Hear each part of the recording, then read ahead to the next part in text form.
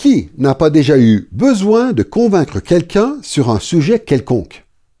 Pour y arriver, il y a une variété de stratégies possibles, mais l'une des plus efficaces consiste sans doute à s'appuyer sur les convictions qu'on partage déjà avec son interlocuteur. Ainsi, en partant des points sur lesquels nous sommes déjà d'accord, on peut essayer de convaincre l'autre sur d'autres sujets. À bien des égards, c'est ce qu'a fait l'auteur de l'Épître aux Hébreux. Il écrivait à une église tentée d'éviter les persécutions en revenant à des enseignements de la communauté juive locale. Alors, pour les convaincre de rester fidèles à Christ, il a construit son argumentation en s'appuyant au maximum sur les croyances qu'il partageait avec ses lecteurs. Nous abordons la seconde leçon de notre série consacrée à l'Épître aux Hébreux, que nous avons intitulée « Contenu et structure ». Dans cette leçon, nous étudierons la stratégie argumentative utilisée par l'auteur de la lettre aux Hébreux pour persuader ses lecteurs de renouveler leur engagement envers Christ. Notre leçon sur le contenu et la structure de l'Épître aux Hébreux se divise en deux parties. Premièrement, nous étudierons le contenu récurrent que l'on retrouve dans chacune des grandes parties de ce livre. Deuxièmement, nous examinerons la structure argumentative de cet épître, c'est-à-dire la manière dont l'auteur a agencé les différents éléments récurrents pour convaincre et persuader ses destinataires. Commençons tout de suite par examiner le contenu récurrent de l'Épître aux Hébreux. Dans la leçon précédente, nous avons résumé l'objectif général de l'Épître aux Hébreux de la manière suivante. L'auteur de l'Épître aux Hébreux a écrit pour encourager ses lecteurs à rejeter les enseignements judaïques locaux et à rester fidèles à Jésus. À présent, nous allons essayer de comprendre comment l'auteur est parvenu à son objectif en réutilisant des éléments similaires tout au long de son livre.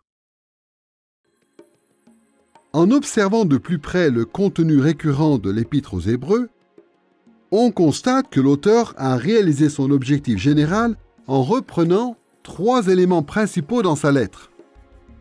Premièrement, il souligne que Jésus marque les derniers jours de l'histoire. Deuxièmement, il présente des preuves de l'Ancien Testament pour corroborer son point de vue. Et troisièmement, il adresse à ses lecteurs de nombreux encouragements à persévérer dans la foi chrétienne. Voyons pour commencer l'affirmation de l'auteur selon laquelle la venue de Jésus marque les derniers jours. En général, quand on parle des derniers jours, les chrétiens pensent immédiatement aux événements prévus lors du retour du Christ dans la gloire. Nous sommes nombreux à consacrer beaucoup de temps et d'énergie pour comprendre des événements tels que la grande tribulation, l'enlèvement ou le millénium.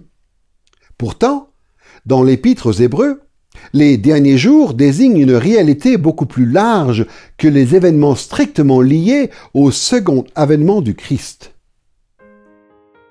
Les théologiens chrétiens désignent généralement les enseignements bibliques sur les derniers jours sous le nom d'eschatologie.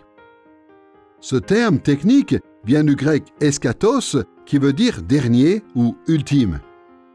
Il est intéressant de noter que les mots utilisés pour parler de cette réalité dans le Nouveau Testament apparaissent déjà dans l'Ancien Testament dès Deutéronome chapitre 4, verset 30, qui évoque les temps à venir. Dans ce passage, Moïse met Israël en garde contre l'exil qui l'attend s'il se rebelle contre Dieu, mais il déclare aussi que s'il se repent, dans les temps à venir, il reviendra de son exil et profitera de bénédictions extraordinaires de Dieu. Les prophètes de l'Ancien Testament ont eux aussi annoncé des événements qui auraient lieu après le retour d'exil d'Israël à la fin des jours. En lisant Hébreux chapitre 1, versets 1 et 2, il est clair qu'en écrivant ce livre, l'auteur avait l'eschatologie en tête. Voici comment il introduit son épître dès les premiers versets. Après avoir autrefois, à plusieurs reprises et de plusieurs manières, parlé à nos pères par les prophètes, Dieu nous a parlé par le Fils en ces jours qui sont les derniers. Notez que dans ces versets d'ouverture, l'auteur évoque ce que Dieu a fait en Christ comme s'étant produit en ces jours qui sont les derniers, c'est-à-dire en ces temps eschatologiques. Que signifie-t-il par là? Et pourquoi est-ce qu'il se préoccupe autant de l'eschatologie? Dès le premier verset de la lettre aux Hébreux, l'auteur veut que ses lecteurs sachent que Jésus a accompli toutes les prophéties qui l'ont précédé. Il dit « Autrefois, Dieu a parlé à nos ancêtres à maintes reprises, et de plusieurs manières par les prophètes. Mais maintenant, à la fin des temps, il nous a parlé par son Fils. Par ces mots, il veut dire que Jésus est l'accomplissement de tout ce qui l'a précédé. L'avènement du Seigneur, l'avènement du jour du Seigneur, l'entrée dans le royaume. Le dernier mot de Dieu pour l'histoire de l'humanité. Tout ça, on le retrouve en Jésus. Pour comprendre l'eschatologie présentée dans la lettre aux Hébreux, il nous faut remonter dans l'histoire mouvementée d'Israël vers la fin de l'Ancien Testament et à la période intertestamentaire entre l'Ancien et le Nouveau Testament. Sous la monarchie, Israël s'est de plus en plus rebellé contre Dieu.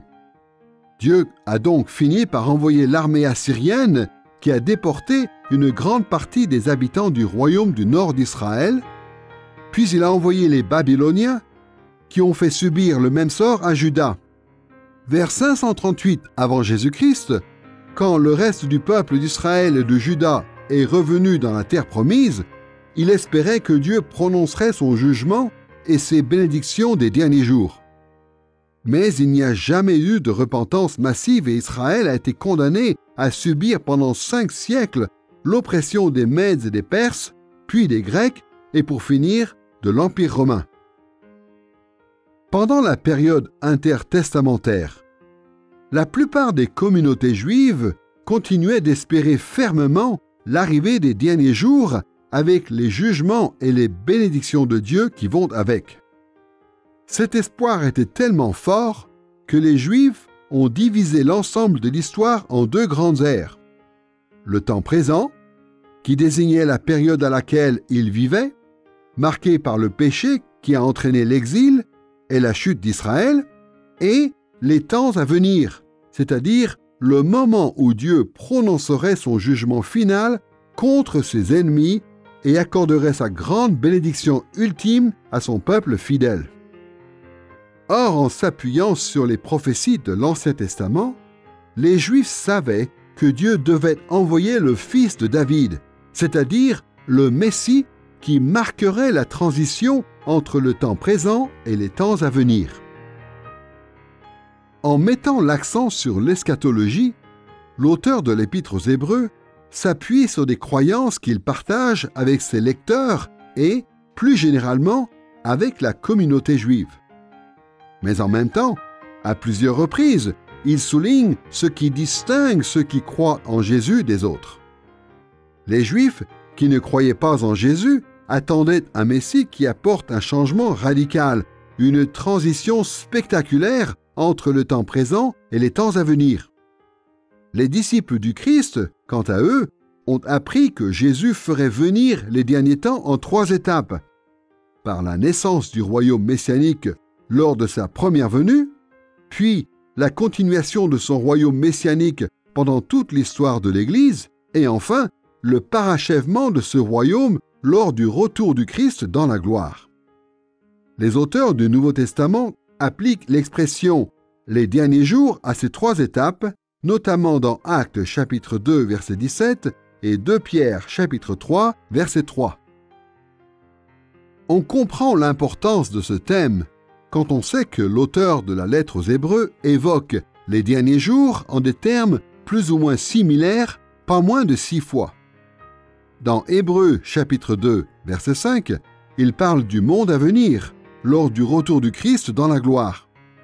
Au chapitre 6 verset 5, il évoque les puissances du siècle à venir, que beaucoup de ses lecteurs ont goûté. Au chapitre 9 verset 11, il désigne Christ comme le grand prêtre des biens déjà présents. Au chapitre 9, verset 26, la période du ministère terrestre de Jésus est décrite comme la fin des temps. Au chapitre 10, verset 1, il évoque les bénédictions qui résultent du sacrifice du Christ comme des biens à venir. Et enfin, au chapitre 13, verset 14, il décrit l'espérance ultime des chrétiens comme la cité qui est à venir. Toutes ces expressions bien connues, désignant les derniers temps, et surtout leurs nombreuses occurrences dans la lettre aux Hébreux, montrent l'importance de ce thème pour l'objectif de l'auteur. Nous venons de voir que l'idée que Jésus marque l'avènement des derniers jours fait partie du contenu récurrent de la lettre aux Hébreux.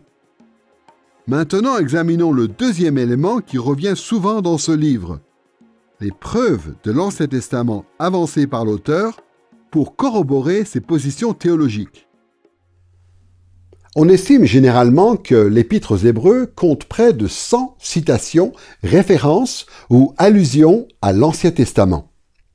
Ces liens avec les Écritures de l'Ancien Testament jouent un rôle tellement essentiel dans l'objectif de l'auteur qu'ils sont présents dans toutes les grandes parties de ce livre.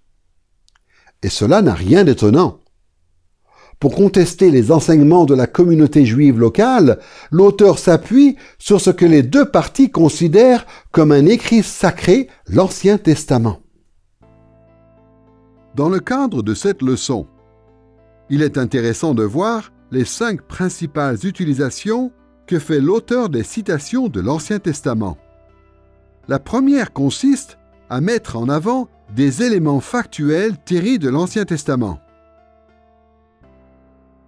En résumé, l'auteur reprend des informations historiques et de courtes citations de la Bible juive pour les intégrer dans sa présentation de la foi chrétienne.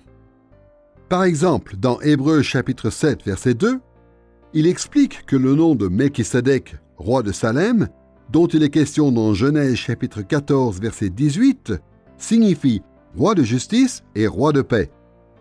Et il utilise ensuite cet élément factuel pour mieux comparer Jésus à Melchisédek.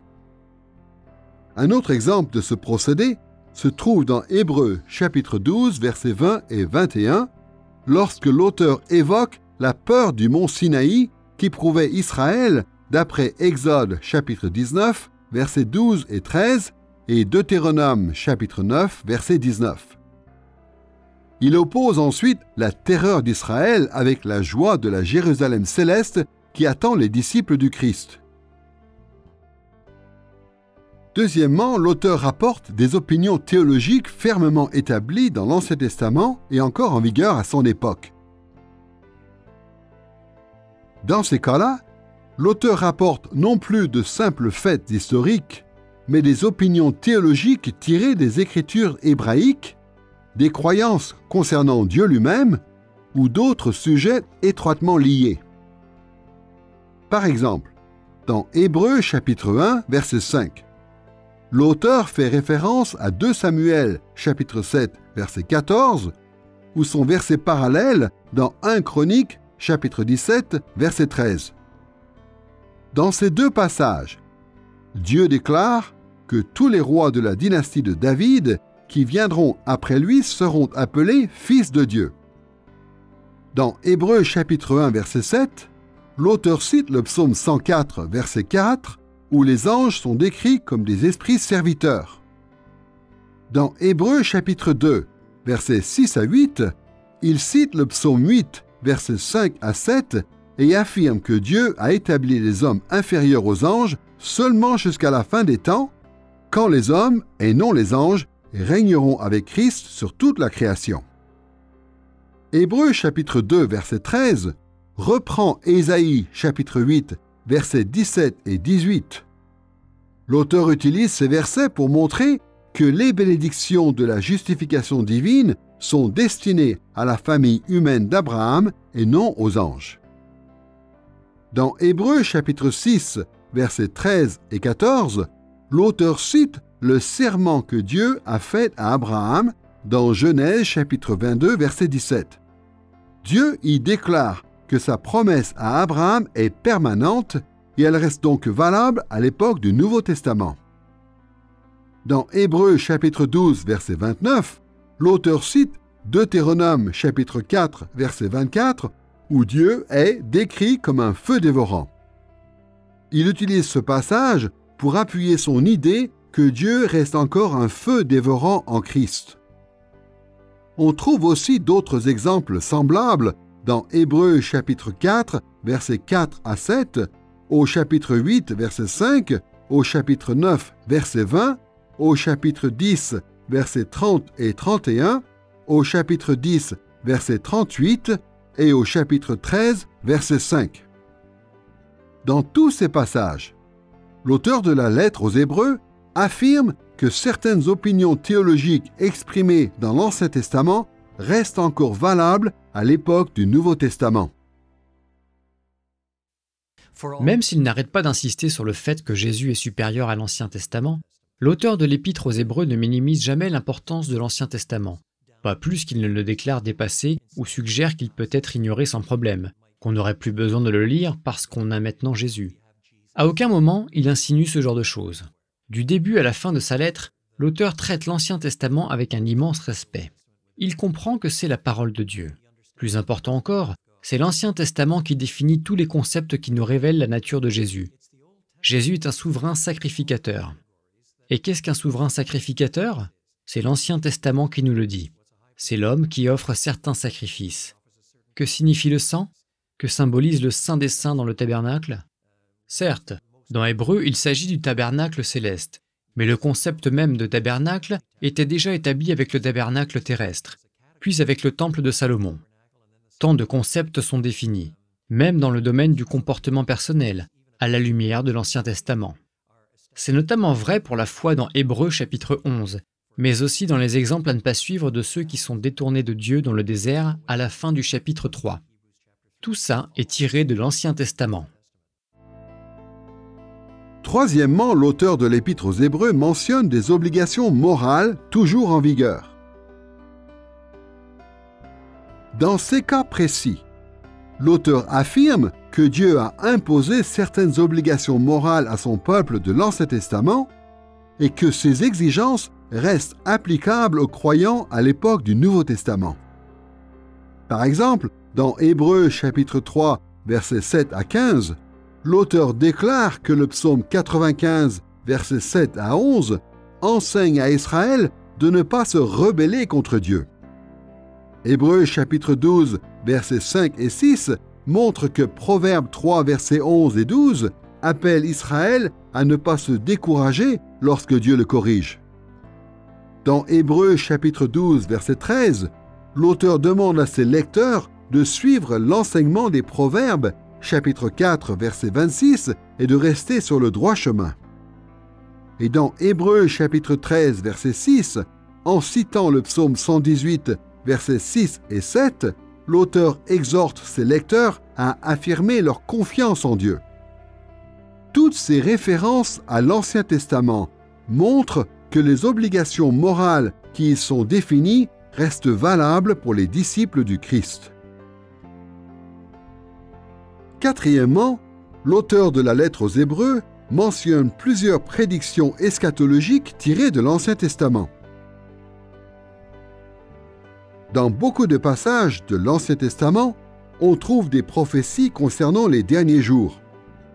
Il y est question de ce que Dieu fera à la fin de l'exil d'Israël et du royaume victorieux de Dieu qui s'étendra sur toute la planète.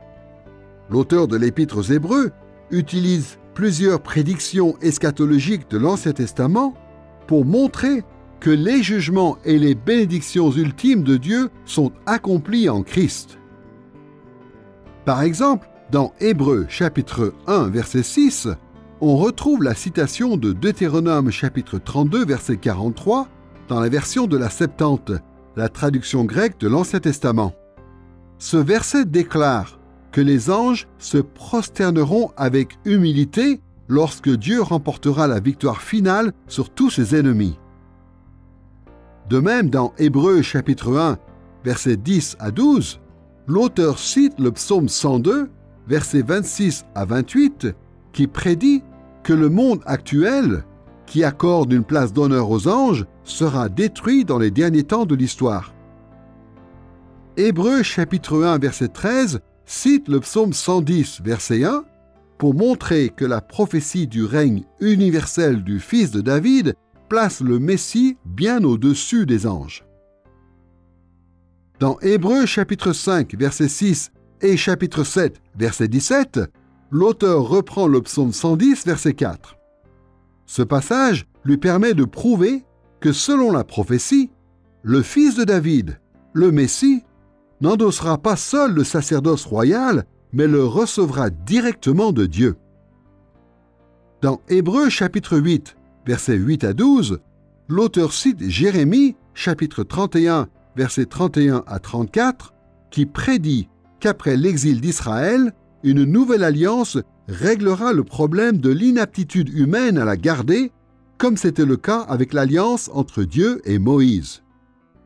Hébreux chapitre 10, versets 16 et 17, cite à nouveau Jérémie chapitre 31 pour montrer que la nouvelle alliance en Christ supprime tout besoin de sacrifices supplémentaires. Enfin, l'auteur de la lettre aux Hébreux rapporte aussi des prédictions semblables sur les derniers temps ou l'ère eschatologique au chapitre 7, verset 21, au chapitre 10, verset 37 et au chapitre 12, verset 26. Cinquièmement, l'auteur de la lettre aux Hébreux mentionne plusieurs idéaux dynastiques établis pour les descendants de David dans les psaumes. Ces passages décrivent des normes de service et de fidélité à Dieu que devait appliquer toute la dynastie de David, mais que seule une partie de ses descendants de l'Ancien Testament a réussi à atteindre, bien qu'imparfaitement. L'auteur souligne que Jésus est l'accomplissement parfait et ultime de tous ces idéaux fixés pour la maison royale de David. Par exemple, dans Hébreux chapitre 1 verset 5, l'auteur cite le psaume 2 verset 7 et 2 Samuel chapitre 7 verset 14, deux versets qui déclarent que Dieu a adopté un descendant de David comme son fils royal destiné à régner sur les nations soumises à Dieu. Hébreux chapitre 1 versets 8 et 9 cite le psaume 45 versets 7 et 8. Ce psaume composé pour un mariage royal exalte le règne de Dieu sur toute la terre en honorant le roi de la dynastie davidique qui aime la justice et haït la méchanceté. Dans Hébreux chapitre 2, versets 11 et 12, l'auteur fait référence au psaume 22, verset 23. David y promet de partager la joie de sa justification avec le reste de l'assemblée des Israélites, et l'auteur de l'épître aux Hébreux utilise ce verset pour montrer que Jésus répond parfaitement à cet idéal de la dynastie davidique en partageant sa justification avec les enfants d'Abraham. Hébreux chapitre 10, versets 5 à 7, cite le psaume 40, versets 7 à 9, où David s'engage à consacrer entièrement son corps à Dieu à la place des sacrifices d'animaux. L'auteur applique alors ce passage à Jésus, qui a offert son corps dans un sacrifice suprême sur la croix, accomplissant ainsi cet idéal dans une perspective eschatologique. Nous avons déjà vu le contenu récurrent de l'Épître aux Hébreux, qui affirme que Jésus marque les derniers jours, ainsi que les preuves de l'Ancien Testament fournies par l'auteur pour étayer ses positions théologiques. Maintenant, examinons rapidement un troisième élément récurrent, les encouragements à persévérer adressés par l'auteur à ses lecteurs. L'auteur de la lettre aux Hébreux encourage ses destinataires à persévérer dans la foi de plusieurs manières. Il cite notamment beaucoup l'Ancien Testament pour montrer que Dieu a continué de travailler à l'accomplissement de ses plans, et tout particulièrement dans ces derniers jours, en envoyant son Fils.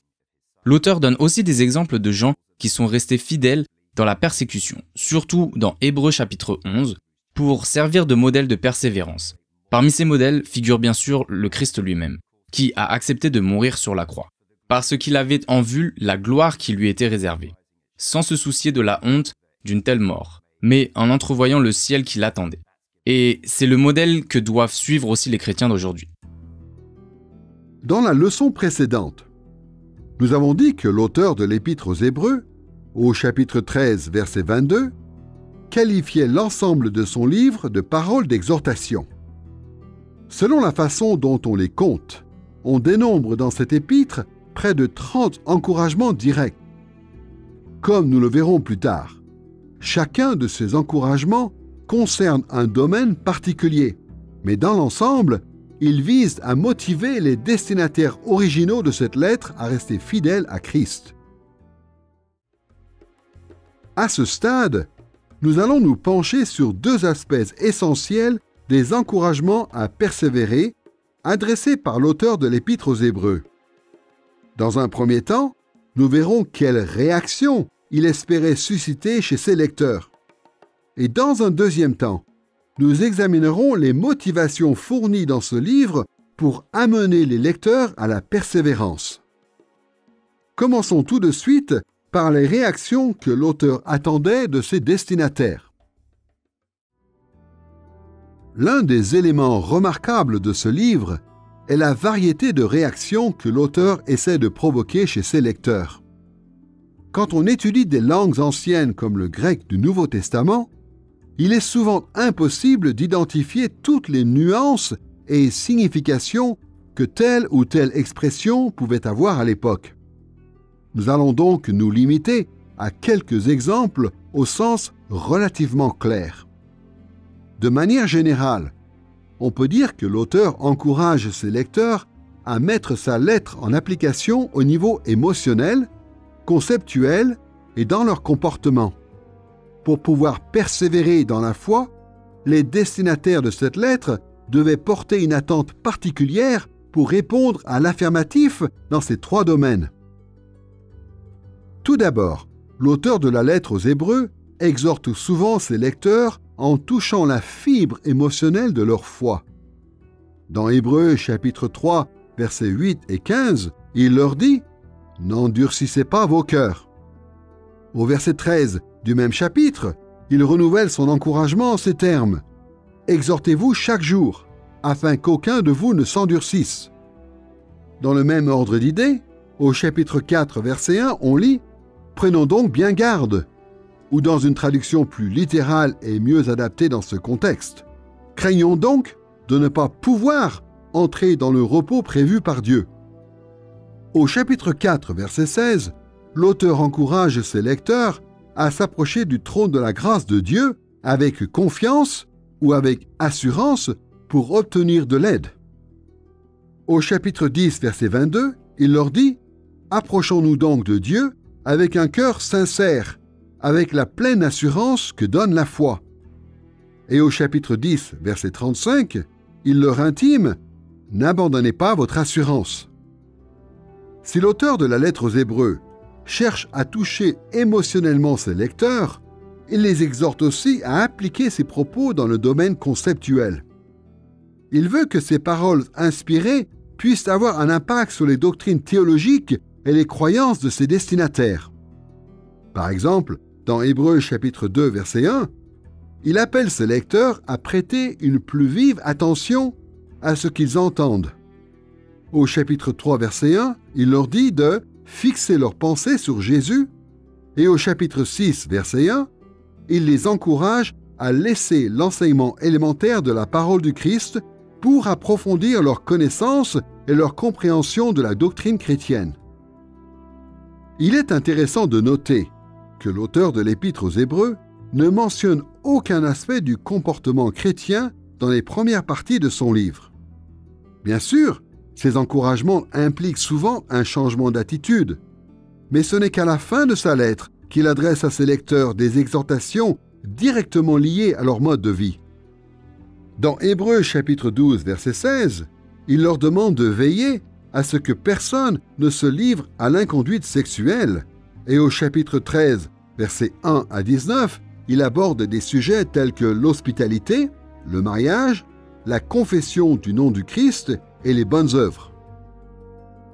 La diversité de ces exhortations révèle l'étendue des domaines dans lesquels l'auteur de cette épître espérait provoquer la réaction de ses lecteurs. Il est clair que pour continuer à servir fidèlement Christ, ils devaient veiller à leurs émotions, à leurs concepts théologiques et à leur comportement. Nous savons que les encouragements à persévérer adressés par l'auteur de la lettre aux Hébreux étaient censés provoquer des réactions dans différents domaines. Maintenant, voyons comment l'auteur a utilisé à la fois des motivations positives et négatives pour inciter ses lecteurs à la persévérance. D'un côté, l'auteur de ce livre accompagne beaucoup de ses encouragements de motivation positive. C'est notamment le cas au chapitre 4, versets 13 à 16, lorsqu'il parle de la grâce et du secours disponible en Christ, et au chapitre 13, verset 16, quand il évoque le plaisir que prend Dieu à voir certaines bonnes actions. À maintes reprises, l'auteur de cette épître parle des récompenses éternelles qui attendent ses lecteurs pour les encourager à rester fidèles à Dieu. Voici par exemple ce qu'on lit dans Hébreux chapitre 10, verset 35. « N'abandonnez donc pas votre assurance qui comporte une grande récompense. » D'un autre côté, l'auteur de l'Épître aux Hébreux n'a pas hésité à user de motivations négatives pour exhorter ses lecteurs, surtout sous forme d'avertissements et de menaces du jugement divin. Il évoque par exemple au chapitre 2, versets 2 et 3, la punition qu'ont subie ceux qui désobéissaient aux anges pour enfoncer ensuite le clou en demandant qui pourrait bien espérer échapper au jugement de Dieu en négligeant les paroles de salut en Christ. Au chapitre 6, versets 4 à 8, il prévient que toute personne qui se détourne de Dieu est près d'être maudite. Et au chapitre 10, versets 26 à 31, il alerte ses lecteurs sur la perspective de l'attente terrifiante du jugement et du feu ardent qui embrasera ceux qui se révoltent contre Dieu. L'un des grands thèmes de l'Épître aux Hébreux est la nécessité de persévérer. Impossible de lire ce livre, avec tous les avertissements et encouragements qu'il comporte, sans se dire que l'auteur parle, et même prêche à ses lecteurs, la nécessité de persévérer. Ils doivent continuer leur cheminement, ne pas revenir en arrière et poursuivre leur vie de foi chrétienne. Mais comment s'y prend-il pour leur dire ça? Eh bien, je trouve qu'il le fait dans un bel équilibre entre les encouragements et les avertissements, qui sont comme les deux côtés de la même médaille. Dans ses nombreux encouragements, la lettre aux Hébreux est connue pour les oppositions qu'elle établit entre Christ et le peuple et les alliances de l'Ancien Testament. Jésus est supérieur à Moïse. Il donne un repos plus complet. Il est un meilleur grand prêtre. Il a offert un plus grand sacrifice. Mais en contrepartie, il y a aussi des avertissements. Dans ce livre, il vise à alerter les lecteurs chrétiens pour qu'ils se disent « Si je ne persévère pas, si je détourne mon regard du Christ, si je ne continue pas de marcher avec lui et de compter sur lui, connaissant sa splendeur et la gloire qui sont les siennes, car il est le Seigneur de gloire, le grand prêtre par excellence, venu sur terre. Sachant tout cela, il est impossible que je trouve mon salut en dehors de lui. » Et c'est l'alliance des deux, à la fois l'incitation positive et le renforcement négatif, qui nous donne la motivation de poursuivre notre course en gardant les yeux fixés sur Jésus, qui est l'auteur de notre foi et celui qui l'amène à la perfection. Les interprètes sont souvent troublés par les menaces de jugement adressées aux destinataires de la lettre aux Hébreux, car en les lisant, on pourrait croire qu'un chrétien authentique peut perdre son salut. Ces passages de l'Épître ont d'ailleurs souvent été brandis dans des débats passionnés entre les tenants de l'une ou l'autre des théories sur la perte du salut. Nous n'aurons pas le temps d'étudier cette question théologique en profondeur dans cette leçon, mais il est quand même important d'évoquer deux aspects essentiels de ce problème. Premièrement, il faut garder en tête que la lettre aux Hébreux n'est pas un précis de théologie systématique. Cela implique que ce livre, comme la Bible en général, utilise des termes beaucoup plus variés, notamment pour parler du salut, que les théologiens ou les différents courants théologiques. D'ailleurs, chaque branche de l'Église a tendance à employer certains termes théologiques dans un sens bien plus restreint que celui que leur donnent les Écritures. Cela est presque inévitable si l'on veut parvenir à définir des principes théologiques clairs. Mais cette approche peut aussi s'avérer dangereuse, car il est bien tentant d'appliquer nos définitions rigides aux mots et expressions utilisés dans un livre comme l'Épître aux Hébreux. Et ce danger est d'autant plus grand quand il s'agit d'interpréter la pensée de l'auteur de la lettre aux Hébreux concernant les apostats ou ceux qui se détournent du Christ. D'autre part, il convient de noter que l'auteur de la lettre aux Hébreux ne dit jamais des apostats qu'ils ont été justifiés. Or, dans le Nouveau Testament, ce terme est toujours appliqué aux vrais croyants. En revanche, il est vrai que ce livre comporte des termes que les évangéliques réservent souvent aux chrétiens authentiques, alors que ce n'est pas l'usage qu'en fait le Nouveau Testament. Voici par exemple l'avertissement qu'on lit dans Hébreux chapitre 6, versets 4 à 6. Ceux qui ont été une fois éclairés, qui ont goûté le don céleste et sont devenus participants à l'Esprit Saint, qui ont goûté la bonne parole de Dieu et les puissances du siècle à venir, peuvent tomber. Le problème avec ce passage, c'est qu'il utilise des mots et des expressions que beaucoup de théologiens appliquent seulement aux croyants authentiques. Dans la même lignée, on a aussi Hébreux chapitre 10, verset 29, qui décrit les apostats comme ayant été sanctifiés par le sang de l'Alliance, ou encore le chapitre 10, verset 32, qui déclare qu'ils ont reçu la lumière de Dieu.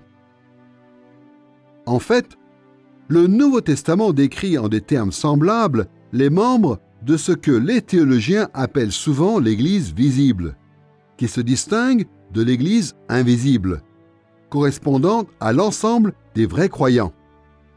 L'Église visible se compose de personnes qui appartiennent à l'Église en apparence, mais pas forcément intérieurement. C'est ce même type de distinction que l'on retrouve dans Romains chapitre 2, versets 28 et 29, qui oppose les Juifs qui le sont seulement en apparence, phanéros en grec, c'est-à-dire qui sont circoncis dans la chair, et les Juifs qui le sont intérieurement, kryptos en grec, qui sont circoncis dans leur cœur.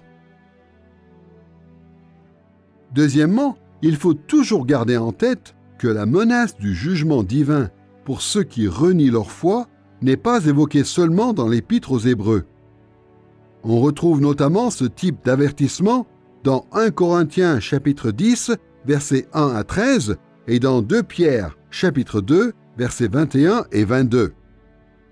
Globalement, le Nouveau Testament enseigne que ceux qui ont la foi en Christ qui sauve tiendront jusqu'à la fin.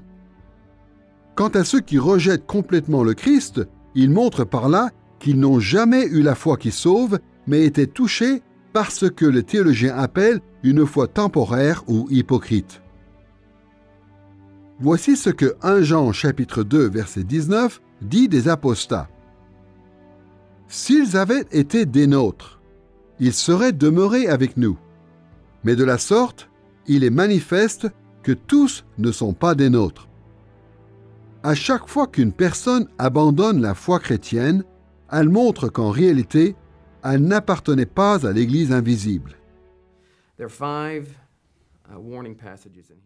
L'Épître aux Hébreux contient 5 passages d'avertissement.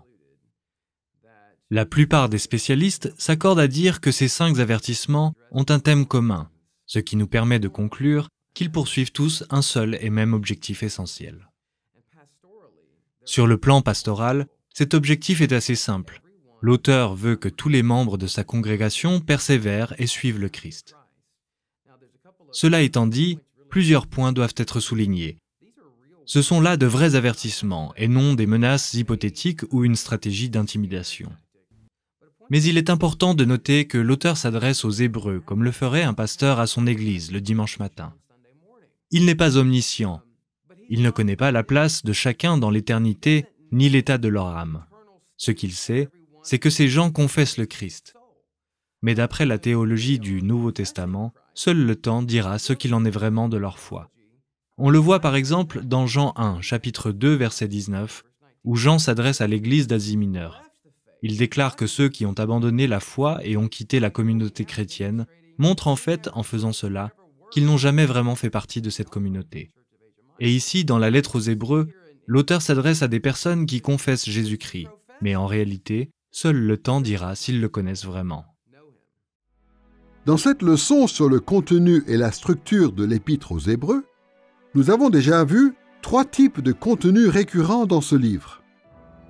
Tournons-nous à présent vers le deuxième grand axe de notre leçon, la structure argumentative de l'Épître aux Hébreux. Comme nous l'avons déjà vu dans la leçon précédente, les destinataires d'origine de la lettre aux Hébreux subissaient des persécutions. La tentation d'adopter les faux enseignements de la communauté juive locale était bien présente et c'est précisément pour convaincre ses lecteurs de ne pas y céder et de ne pas s'éloigner du Christ que l'auteur de cet épître a pris la plume. Sachant cela, comment l'auteur a-t-il organisé le contenu de ce livre pour atteindre son objectif? À quoi ressemble la structure argumentative qu'il a adoptée? On pourrait aborder la structure argumentative de la lettre aux Hébreux sous plusieurs angles. Mais dans le cadre de cette leçon, nous étudierons les 5 grandes parties qui composent ce livre. Ce découpage nous aidera à identifier la stratégie de l'auteur pour convaincre ses lecteurs de rester fidèles au Christ. La première grande partie est consacrée aux croyances sur les révélations angéliques, du chapitre 1, verset 1, au chapitre 2, verset 18. La deuxième grande partie traite de l'autorité de Moïse, du chapitre 3, verset 1, au chapitre 4, verset 13. La troisième grande partie aborde le sacerdoce royal de Melchisédek, du chapitre 4, verset 14, au chapitre 7, verset 28. La quatrième grande partie se concentre sur la nouvelle alliance du chapitre 8, verset 1, au chapitre 11, verset 40. La cinquième grande partie parle de la persévérance en pratique, du chapitre 12, verset 1, au chapitre 13, verset 25. L'auteur de la lettre aux Hébreux a utilisé chacune de ces grandes parties pour convaincre ses destinataires qu'ils doivent rester attachés à Christ, même en période de souffrance. Pour commencer, voyons ce que ce livre nous apprend sur les révélations angéliques du chapitre 1, verset 1 au chapitre 2, verset 18. Comme nous l'avons déjà vu dans la leçon précédente, plusieurs textes juifs de Qumran, ainsi que les épîtres aux Éphésiens et aux Colossiens, révèlent que les communautés juives du 1er siècle exaltaient souvent les anges en les considérant comme des créatures puissantes et glorieuses qui apportaient aux humains, ces créatures inférieures, des révélations divines. Si les conceptions théologiques des communautés juives locales s'appuyaient sur des passages bibliques, elles accordaient néanmoins trop d'honneur aux anges. Cette attitude excessive vis-à-vis des anges posait un sérieux problème aux disciples du Christ. Après tout, tous savaient que Jésus était un homme fait de chair et de sang. Comment pouvait-on alors l'écouter, lui, plutôt que de se fier aux révélations angéliques? L'auteur de la lettre aux Hébreux répond à cette question épineuse en 5 temps. D'abord, au chapitre 1, versets 1 à 4, il déclare que ses lecteurs doivent suivre Christ car il est la révélation suprême de Dieu. L'auteur concède qu'à l'époque de l'Ancien Testament, Dieu a parlé de différentes manières, et notamment à travers les anges. Mais il souligne aussi qu'en sa qualité de grand prêtre royal des derniers jours désigné par Dieu, Jésus a apporté une révélation bien supérieure à n'importe quelle révélation angélique. Au chapitre 1, versets 5 à 14, l'auteur de l'épître explique que Jésus est supérieur aux anges parce qu'il est le Fils messianique de Dieu. Il note aussi que Jésus a réalisé les idéaux de la maison de David, ainsi que la prophétie de la victoire du Fils messianique de Dieu sur tous ses ennemis. Les anges, au contraire, ne sont que des esprits envoyés pour servir ceux qui ont hérité du salut en Christ. Au chapitre 2, versets 1 à 4, l'auteur exhorte ses lecteurs à être très attentifs au glorieux message de salut que Jésus était le premier à proclamer. Il leur rappelle que ceux qui n'ont pas obéi au message des anges ont été justement punis par Dieu. Et il les avertit ensuite qu'il est donc impossible d'échapper au jugement divin quand on ignore l'extraordinaire salut révélé en Christ, devenu lui-même notre salut. Hébreux chapitre 2, versets 5 à 9 défend l'idée de la suprématie du Christ en expliquant que Jésus gouverne maintenant les anges et que tous les croyants seront un jour amenés à commander les anges avec lui. L'auteur souligne que Dieu a temporairement établi l'humanité en dessous des anges, mais qu'il a prévu que les hommes gouvernent toute la création dans le monde à venir. Et cette gloire finale réservée aux hommes est préfigurée dans le règne actuel du Christ dans les cieux en tant que grand prêtre royal de Dieu. Enfin, dans Hébreux chapitre 2, versets 10 à 18, l'auteur démontre que Jésus est un descendant d'Abraham et qu'il partagera sa gloire avec les autres descendants d'Abraham et non avec les anges. Pour montrer le lien entre Jésus et la généalogie d'Abraham, l'auteur cite ici David et Ésaïe. Il explique en outre que Jésus, lors de son incarnation dans un corps humain, a brisé le pouvoir du grand ange déchu qu'est le diable. Et s'il l'a fait, ce n'est pas pour libérer les anges, mais les descendants d'Abraham de la peur de la mort. L'humanité du Christ lui permet d'être un grand prêtre compatissant et fidèle qui a expié les péchés de son peuple. Maintenant que nous avons vu la réponse de l'auteur aux enseignements juifs sur les révélations angéliques, examinons la deuxième grande partie de ce livre du chapitre 3, verset 1 au chapitre 4, verset 13. L'auteur de l'Épître aux Hébreux y répond aux questions soulevées par l'autorité de Moïse, qui était l'homme le plus vénéré de tout Israël. Sachant tout l'honneur qui était accordé à Moïse, il n'est pas étonnant de découvrir les enseignements juifs locaux qui demandaient aux lecteurs de l'Épître aux Hébreux d'obéir à tout ce que Dieu avait révélé à travers Moïse, sans le moindre égard pour le Christ.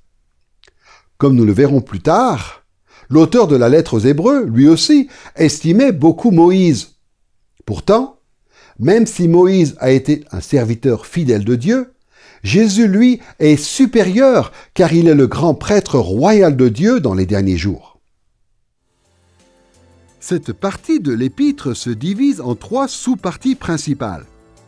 Chacune d'elles exhorte, au moins une fois, à considérer l'autorité de Jésus comme supérieure à celle de Moïse.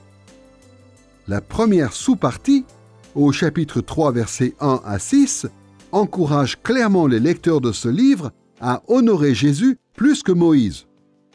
L'auteur y fait remarquer que Moïse a construit la maison de Dieu, c'est-à-dire le tabernacle, mais que le Fils royal de Dieu, Jésus, dirige la maison de Dieu qu'est son Église. Voici l'encouragement que l'auteur adresse à ses lecteurs dans Hébreux chapitre 3, versets 1 et 3. Regardez à Jésus, qui est digne d'une gloire supérieure à celle de Moïse. L'auteur souligne ici que Jésus, comme Moïse, a été fidèle envers Dieu, mais Jésus est digne d'une gloire supérieure. Ensuite, au chapitre 3, versets 7 à 19, l'auteur intime à ses lecteurs de ne pas endurcir leur cœur et de ne pas se rebeller comme l'ont fait les Israélites contre Moïse. Pour donner du poids à cette exhortation, il rappelle que ceux qui avaient suivi Moïse dans le désert n'ont pas pu entrer dans la terre promise car ils s'étaient révoltés contre Dieu.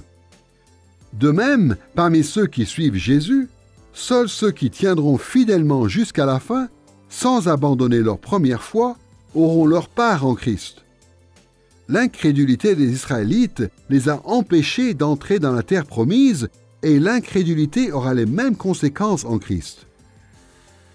Dans Hébreux chapitre 4, versets 1 à 13, l'auteur poursuit sa comparaison entre ceux qui suivent Moïse et ceux qui suivent le Christ. Il encourage alors ses lecteurs à faire tout leur possible pour entrer dans le repos de Dieu. En s'appuyant sur l'Ancien Testament, l'auteur explique que l'entrée dans le repos de Dieu est encore à venir, c'est pourquoi ils doivent faire attention à la manière dont la parole de Dieu met tout à nu devant Dieu.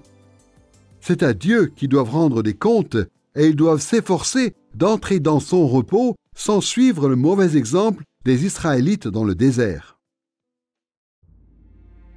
Après avoir traité les questions des révélations angéliques et de l'autorité de Moïse, l'auteur de l'Épître aux Hébreux conteste les enseignements juifs locaux sur le sacerdoce royal de Melchisédek du chapitre 4, verset 14 au chapitre 7, verset 28. Dans la leçon précédente, nous avons mentionné un texte découvert à Qumran appelé 11Q Melchisédek ou le Midrash de Melchisédek. Melchisédek y est décrit comme un personnage céleste qui doit venir à la fin des temps pour offrir les sacrifices expiatoires ultimes et pour inaugurer le royaume de Dieu. Apparemment, ce type d'enseignement semait le trouble chez certains destinataires de l'Épître aux Hébreux. En effet, pourquoi mettre sa confiance en Jésus en tant que grand prêtre royal de Dieu plutôt que d'attendre la venue de Melchisédek?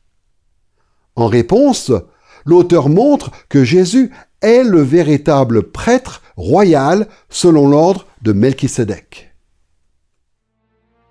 Cette grande partie se divise en 4 sous-parties. La première et la troisième appellent les lecteurs à considérer le Christ comme supérieur à Melchisédek, tandis que la deuxième et la quatrième montrent les raisons de le faire. Dans Hébreux chapitre 4, versets 14 à 16, l'auteur introduit le thème de Melchisédek avec une exhortation à tenir fermement la foi que confessent ses lecteurs. Il les encourage en rappelant que Jésus est un grand prêtre entièrement humain et sans péché qui est monté au ciel et qui permet aux croyants de profiter de la grâce et de la miséricorde de Dieu tout en leur offrant son aide dans les temps difficiles. Au chapitre 5, versets 1 à 10, l'auteur de l'Épître aux Hébreux explique comment Jésus a reçu le titre de grand prêtre royal de Dieu selon l'ordre de Melchisédek. Jésus a prouvé, par son obéissance et ses souffrances, qu'il possédait les qualités requises pour être prêtre, mais il ne s'est pas auto-attribué cette fonction. En citant le psaume 2, verset 7, et le psaume 110, verset 4, l'auteur montre que les espoirs qu'Israël plaçait en Melchisédek devaient en réalité se réaliser à travers la dynastie davidique. C'est ainsi que Dieu a lui-même fait de Jésus un grand prêtre royal selon l'ordre de Melchisédek. Et en tant que tel, Jésus est devenu la source de salut éternel pour tous ceux qui lui obéissent. Du chapitre 5, verset 11, au chapitre 6, verset 12, l'auteur adresse une longue exhortation à ses lecteurs, les appelant à dépasser les enseignements élémentaires pour gagner en maturité spirituelle. Il admet que les destinataires de sa lettre sont incapables de comprendre son raisonnement sur le Christ et Melchisédek, mais il les encourage à approfondir leur connaissance pour ne pas finir par renier leur foi. Il les avertit aussi que s'ils abandonnent leur foi dans le seul vrai grand prêtre royal, le sacrifice pour les péchés ne leur sera plus d'aucune utilité. L'auteur nourrissait de grands espoirs pour ses lecteurs, mais pour les réaliser, il devait renoncer à la paresse et suivre l'exemple de ceux qui avaient fait preuve de foi et de persévérance pour hériter les promesses de Dieu. Du chapitre 6, verset 13 au chapitre 7, verset 28, l'auteur poursuit son exposé sur Jésus comme incarnation ultime du sacerdoce royal de Melchisédek. Plus précisément, il explique que le sacerdoce royal de Jésus surpasse le sacerdoce lévitique. À l'époque de la rédaction de la lettre aux Hébreux, des services religieux avaient encore lieu dans le temple de Jérusalem, ce qui remettait sérieusement en cause l'affirmation des chrétiens selon laquelle la mort de Jésus avait rendu inutiles les sacrifices lévitiques au temple. Face à cette contradiction apparente, l'auteur de l'Épître aux Hébreux s'appuie sur les croyances des Juifs locaux qui s'attendaient à ce que Melchisédek vienne abolir tous les sacrifices à la fin des temps. Mais il conclut, d'après le serment fait par Dieu dans le psaume 110, verset 4, que Jésus, le fils de David, est le prêtre royal éternel selon l'ordre de Melchisédek et qu'il a donc mis fin au système sacrificiel défini dans le Lévitique. Pour prouver que Jésus est supérieur au sacerdoce lévitique, l'auteur fait remarquer que dans Genèse chapitre 14, verset 20, Abraham a payé la dîme à Melchisédek, reconnaissant ainsi sa supériorité. Dans cette optique, Lévi, qui est un descendant d'Abraham, a fait symboliquement la même chose à travers Abraham. Il est donc logique que le Christ, en sa qualité de grand prêtre royal selon l'ordre de Melchisédek, soit supérieur au sacerdoce lévitique. Les sacrifices du Lévitique ne pourront jamais expier complètement les péchés, mais Christ, en accomplissant parfaitement le sacerdoce royal de Melchisédek, a expié tous les péchés une fois pour toutes.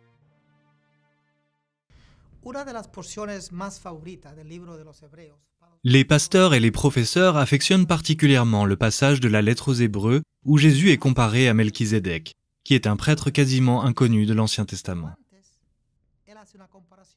Juste avant ce passage, l'auteur fait une comparaison avec le sacerdoce des Lévites selon l'ordre d'Aaron, qui était un sacerdoce héréditaire, c'est-à-dire qu'il était transmis de père en fils dans la tribu de Lévi. Le sacerdoce de Jésus, lui, n'était pas héréditaire. Jésus n'était pas un Lévite, puisqu'il venait de la tribu de David, de Juda. Les prêtres de la lignée d'Aaron étant mortels, leur sacerdoce était transmis de père en fils.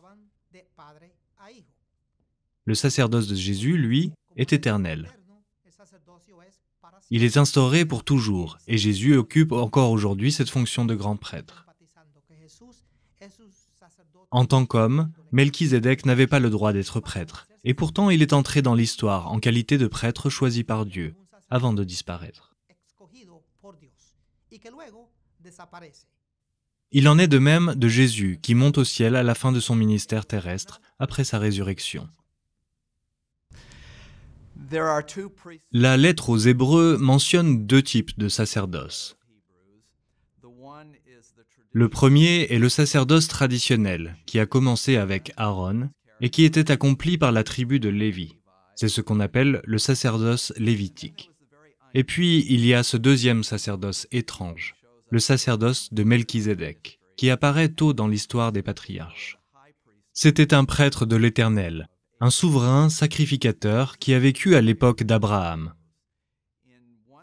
Et Jésus est comparé dans cet épître à ces deux sacerdoces, d'un côté pour montrer sa supériorité au sacerdoce lévitique, et de l'autre pour révéler ses points communs avec Melchisédek, ce grand prêtre unique en son genre. Il a été nommé prêtre pour l'éternité, et d'après ce que l'on sait de Melchisédek, il n'avait pas de parents et il ne figure dans aucune généalogie. Melchisédek est plus grand qu'Abraham, car Abraham lui a payé la dîme. Or, c'est l'inférieur qui paie la dîme au supérieur. Mais ce modèle de grand prêtre, qui est supérieur en tout point et qui reçoit la dîme des patriarches même qui sont à l'origine du judaïsme et de l'histoire d'Israël, et de qui est issu, en fin de compte, le sacerdoce lévitique, cette image de Melchisédek perdure.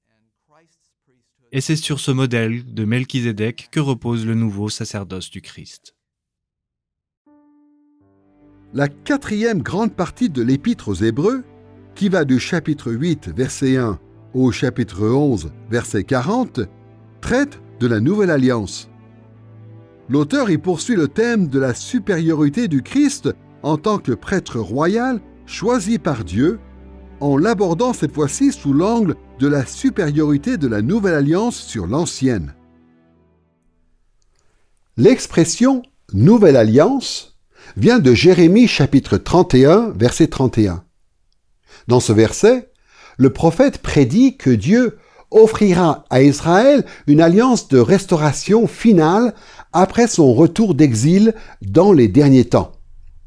Cette même alliance eschatologique est appelée alliance de paix dans Ésaïe chapitre 54, verset 10 et dans Ézéchiel au chapitre 34 et 37. À ce stade de son argumentation, l'auteur de l'Épître aux Hébreux est donc passé du rôle de Melchisédek dans les derniers jours à la Nouvelle Alliance. Cette grande partie de la lettre aux Hébreux peut être divisée en 8 sous-parties. La première, au chapitre 8, versets 1 à 13, présente l'idée que Jésus agit en médiateur de la Nouvelle Alliance en sa qualité de grand prêtre royal établi dans les cieux. Au versets 1 et 2, l'auteur exprime clairement le point capital de ce qu'il dit, à savoir que le Christ, qui est le grand prêtre royal, est au service du véritable tabernacle dressé par le Seigneur et non par un homme. En d'autres termes, le sacerdoce lévitique remplissait cette fonction sur terre, mais il reposait sur la loi. Dans l'Ancien Testament, l'alliance avec Moïse a défini le sacerdoce terrestre des prêtres de la tribu de Lévi, mais les péchés d'Israël ont signé son échec. La nouvelle alliance annoncée dans Jérémie chapitre 31, elle, est infaillible, car elle est, d'après Hébreux chapitre 8, verset 6, fondée sur de meilleures promesses. Ces meilleures promesses offrent au peuple de Dieu une transformation complète et le pardon éternel et définitif de leurs péchés. Dans Hébreux chapitre 9, versets 1 à 28, l'auteur développe l'idée que le sacerdoce céleste royal de Jésus est supérieur au sacerdoce lévitique. L'auteur commence par décrire la disposition du tabernacle terrestre établi par Moïse, en montrant qu'il présente des ressemblances avec le sanctuaire céleste de Dieu. Puis il évoque les activités du prêtre prescrites dans Lévitique chapitre 16, verset 34, pour le jour du grand pardon qui avait lieu une fois par an. Cela montre que les sacrifices offerts dans le tabernacle terrestre ne pouvaient pas complètement résoudre le problème du péché et devaient donc être faits chaque année. Ces sacrifices étaient imposés jusqu'à l'aboutissement de l'histoire dans les derniers temps, c'est-à-dire jusqu'au temps où Dieu instituerait un ordre nouveau, pour reprendre les mots du chapitre 9, verset 10 de l'Épître aux Hébreux. Puis dans Hébreux chapitre 9, verset 11, l'auteur précise « Mais le Christ est venu comme grand prêtre des biens déjà présents ». Par ces mots, l'auteur déclare que ceux qui croient en Christ ont été libérés du péché grâce à son sacrifice expiatoire parfait qu'il a offert en sa qualité de grand prêtre pour ouvrir à ses disciples l'accès au trône de grâce céleste. L'une des oppositions qu'établit l'auteur de la lettre aux Hébreux entre le sacrifice de Jésus et le système sacrificiel de l'Ancien Testament est que les sacrifices pour les péchés offerts par les prêtres de l'Ancien Testament n'étaient jamais parfaitement efficaces. Le prêtre devait sans cesse renouveler les sacrifices. Et à travers cette comparaison, l'auteur souligne que ce travail n'a jamais suffi pour expier totalement les péchés, alors que Jésus, lui, a mené cette tâche à bien. Ainsi, Jésus est le grand prêtre par excellence, qui après s'être sacrifié lui-même pour les péchés, s'est assis à la droite de Dieu. Tandis que les prêtres de l'Ancienne Alliance restaient debout, car leur tâche n'était pas encore remplie. Jésus s'est assis, et l'auteur de la lettre aux Hébreux y voit le signe que son travail est accompli, que le problème du péché est entièrement réglé pour toujours. L'auteur explique également pourquoi le sacrifice de Jésus était nécessaire. Pour cela, il utilise l'exemple d'un testament. Normalement, un testament prend effet à la mort de quelqu'un. L'alliance entre Dieu et Moïse a été inaugurée par une mise à mort et une effusion de sang. L'auteur en conclut donc que la nouvelle alliance devait elle aussi être instaurée sur les mêmes bases avec cette fois le sang du Christ versé dans le sanctuaire du palais céleste de Dieu. La différence, c'est que dans ce cas, l'héritage du testament est le pardon. Par conséquent, personne ne pouvait être pardonné tant que le sang du sacrifice de Jésus n'avait pas purifié le peuple. Voici comment cette réalité est décrite dans Hébreux chapitre 9, verset 26. Mais maintenant, à la fin des siècles, il a paru une seule fois pour abolir le péché par son sacrifice. Jésus a effacé les péchés une fois pour toutes, car son sang n'a pas été versé dans un sanctuaire construit par des hommes. Il est entré dans les cieux en se sacrifiant lui-même. C'est l'accomplissement de la promesse de Dieu donnée dans Jérémie chapitre 31, verset 34. « Je pardonnerai leurs fautes et je ne me souviendrai plus de leurs péchés. » Jésus est mort pour racheter son peuple et le libérer du jugement. L'auteur conclut cette partie de l'Épître aux Hébreux en déclarant que le Christ reviendra, mais cette fois-ci, ce ne sera pas pour porter les péchés du monde. À son retour, Jésus apportera le salut dans toute sa plénitude à tous ceux qui l'attendent. Dans Hébreux chapitre 10, versets 1 à 18, l'auteur continue de comparer et d'opposer l'alliance de Moïse avec la nouvelle alliance. Cette fois, il déclare que dans le cadre de cette nouvelle alliance, le sacerdoce de Jésus a offert le pardon définitif des péchés. L'auteur réaffirme aussi que les sacrifices offerts le jour du grand pardon rappelaient chaque année les péchés du peuple, sans jamais pouvoir les effacer, et reconnaît que les sacrifices d'animaux ne peuvent pas satisfaire Dieu. L'auteur cite le psaume 40, dans lequel David s'est offert à Dieu en établissant un idéal et explique ensuite que Jésus a réalisé cet idéal en se sacrifiant sur la croix. Si les sacrifices prescrits dans le Lévitique sont incapables d'offrir le pardon définitif des péchés, la prophétie de Jérémie évoque une nouvelle alliance dans laquelle Dieu promet de pardonner les péchés de son peuple pour l'éternité. Jésus a réalisé cette promesse, c'est pourquoi nous n'avons plus besoin de présenter des sacrifices d'animaux. Hébreux chapitre 10, versets 19 à 23, est la première des 4 parties consacrées aux exhortations. L'auteur commence par encourager ses lecteurs à s'approcher de Dieu et à garder fermement leur espérance. Il explique que par son sang, le Christ nous a offert un libre accès au sein des saints. À présent, les lecteurs de l'Épître aux Hébreux peuvent confesser leur espérance sans fléchir, car Dieu est fidèle, comme le dit le verset 23. Au chapitre 10, versets 24 à 31, l'auteur demande à ses lecteurs de s'encourager mutuellement pour s'inciter à l'amour et aux œuvres bonnes. Il leur explique qu'ils doivent continuer de se réunir, et cela d'autant plus que le jour du jugement approche. Il rappelle ensuite qu'un jugement sévère attend ceux qui foulent aux pieds le Fils de Dieu, qui profanent le sang de l'Alliance et qui insultent l'Esprit de la grâce. Comme le souligne l'auteur, Dieu jugera lui-même son peuple.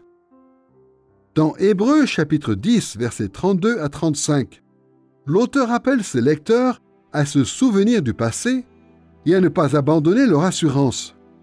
Il leur rappelle que dans le passé, ils ont souffert de bon gré et dans la joie, car ils savaient que des biens meilleurs et plus durables les attendaient dans le monde à venir. En persévérant dans cette voie, il les assure qu'une grande récompense les attend. Et enfin, dans Hébreux chapitre 10, versets 36 à 39, l'auteur encourage les destinataires de son épître à persévérer en accomplissant la volonté de Dieu, tout en leur rappelant, pour les motiver, que Dieu viendra prononcer ses jugements et ses bénédictions finales. Cet encouragement est assorti d'un avertissement. Dieu ne prend pas plaisir en ceux qui se détournent de la vie, abandonnant la foi. Dans Hébreux chapitre 10, verset 39, l'auteur ajoute « Quant à nous, nous ne sommes pas de ceux qui se retirent pour se perdre, mais de ceux qui croient pour sauver leur âme. » Il est clair que ces croyants d'origine juive sont fatigués, éreintés et persécutés. Comme beaucoup de frères et sœurs dans le monde entier tout au long de l'histoire de l'Église. Et cette fatigue ébranle leur foi. Leurs maisons ont été saccagées et même si la persécution ne s'est pas encore soldée par des martyrs, ça semble être une éventualité qui les guette. Leur foi est donc durement éprouvée, et ils auraient bien des raisons de jeter l'éponge et de revenir à leur vie d'avant. C'est dans ces circonstances que l'auteur leur écrit pour les encourager à rester fidèles à la nouvelle alliance, dans laquelle ils ont mis leur foi en Jésus. Après cette série d'exhortations, au chapitre 11, versets 1 à 40, l'auteur de la lettre aux Hébreux se concentre sur la foi qui sauve. Comme nous l'avons dit, les destinataires de cette lettre avaient déjà connu des persécutions et s'apprêtaient à en subir de nouvelles, peut-être plus dures encore. L'auteur les encourage donc à faire preuve d'une foi qui ne faiblit pas en période difficile. Pour illustrer cette foi, l'auteur donne une longue liste d'exemples de personnages de l'Ancien Testament qui sont restés fidèles dans les épreuves. Tous ces fidèles croyants n'ont pas obtenu les choses promises de leur vivant, car Dieu avait prévu de réaliser ses promesses plus tard. Mais comme il l'explique, tous ces gens seront rendus parfaits, l'auteur lui-même ainsi que les destinataires de cette lettre, lors du retour de Christ. Dans la dernière grande partie qui s'étend du chapitre 12, verset 1 au chapitre 13, verset 25, l'Épître aux Hébreux se conclut sur le thème de la persévérance en pratique, développé à travers une longue série d'exhortations et d'explications. Nous nous contenterons ici de résumer ces exhortations. Avant de conclure sa lettre, l'auteur de la lettre aux Hébreux donne, sans entrer dans les détails, des encouragements dans différents domaines. À bien des égards, c'est le passage le plus pratique de ce livre car il évoque tout particulièrement les comportements et les attitudes que l'auteur espérait voir chez ses lecteurs. Mais c'est aussi l'occasion pour l'auteur d'inspirer et de motiver ses destinataires en leur décrivant les grands privilèges qui attendent ceux qui suivent Jésus. Ces exhortations peuvent être classées en 5 catégories suivies d'une conclusion. Au chapitre 12, versets 1 à 3, l'auteur encourage ses lecteurs à persévérer comme s'ils étaient dans une course, en rejetant le péché pour se concentrer sur Jésus qui a lui-même persévéré en gardant en vue son objectif. Hébreux chapitre 12, versets 4 à 13, encourage ses lecteurs à supporter les souffrances comme une correction de Dieu qu'il réserve pour ses fils. Pour corroborer cette idée, il cite Proverbes chapitre 3, versets 11 et 12 et explique que cette correction divine procure un paisible fruit de justice. Il les encourage donc à se fortifier et à ne pas se laisser abattre par les souffrances. Dans Hébreux chapitre 12, versets 14 à 17, l'auteur demande encore une fois à ses lecteurs de s'encourager mutuellement. Il les appelle à vivre une vie sainte et paisible et à s'assurer que personne ne tombe ou ne s'adonne à l'immoralité sexuelle. Et pour montrer à quel point ce point est capital, il cite l'exemple d'Ésaü, qui n'a pas réussi à récupérer le droit d'aînesse qu'il avait abandonné.